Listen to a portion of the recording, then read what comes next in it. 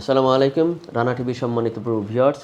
আচ্ছা, অনেকেই আপনারা কোয়েশ্চেন করে থাকেন যে আপনি এই দেশে স্পন্সর্ড ভিসায় আসছেন, এটা কেয়ার হইতে পারে, এটা রেস্টুরেন্ট হইতে পারে, অথবা যে কোনো টাইপের স্পন্সরশিপে আপনি এই দেশে আসছেন কাজ করার জন্য আপনার স্পাউস ফ্যামিলি নিয়ে, অথবা একাই একটা স্বপ্ন নিয়ে আসছেন।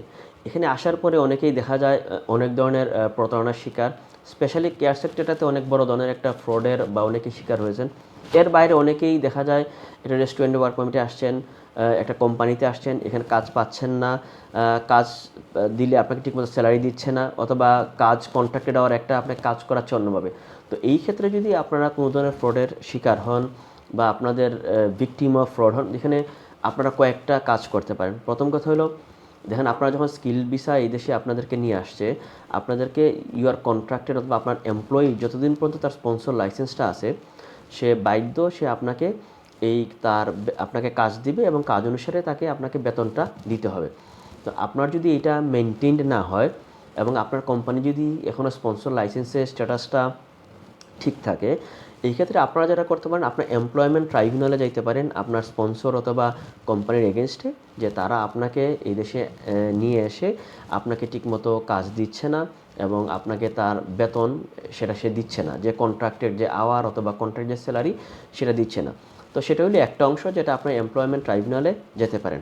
এখন এর বাইরে যদি কেউ অন্য কোনোভাবে ভিকটিম অফ ফ্রড অথবা আপনারা হিউম্যান ট্রাফিকিংয়ের শিকার হন অথবা দাবি করেন এই জিনিস, সুতরাং ওই জিনিসটাও আপনারা ক্লেম করতে পারেন। Human trafficking which is also part of N asylum, অথবা ভিকটিম অফ মডার্ন স্লেভারি, কেউ যদি আপনাকে কাজে নিয়ে কন্ট্রাক্ট আওয়ারের বাইরে কাজ করায় এবং আপনাকে পে যেভাবে করার কথা ছিল সেভাবে করায় না, তো এটা একটা লিমিট। বাট যে কাজটাই আপনারা করতে যাবেন, এটা কিন্তু আপনার এনাফ এভিডেন্স এবং কমিউনিকেট উইথ দ্য স্পন্সরশিপ, আপনার রেগুলার স্পন্সর কমিউনিকেশন আছে, এবং কাজের জন্য আপনাকে যখনই কল করা হয় আপনি যান, অথবা আপনি রেগুলার ইমেল দিয়ে যাচ্ছেন কাজের জন্য। তো এই ফর্মাল এবং লাইভ কমিউনিকেশন কিন্তু থাকতে হবে।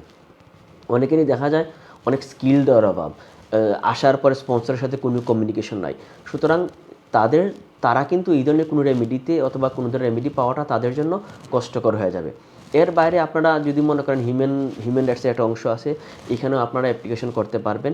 বাট যে অ্যাপ্লিকেশন বা যে দিকেই আপনারা আগাবেন, আপনাদের কিন্তু এনাফ প্রুফস এবং এনাফ ডকুমেন্টেশন লাগবে যে আপনাকে যে প্রমিসটা করা হয়েছে বা যে কাজটা করার কথা সেটা না দিয়ে অথবা সেটা না করে, অথবা আপনাকে বেতন দিচ্ছে না, আপনাকে কাজ দিচ্ছে না, এবং এটার অ্যাক্টিভ প্রপার কমিউনিকেশন থাকতে হবে উইথ দ্য স্পন্সর, এবং অ্যাট দ্য সেম টাইম স্পন্সরেরও লাইসেন্সটা থাকতে হবে।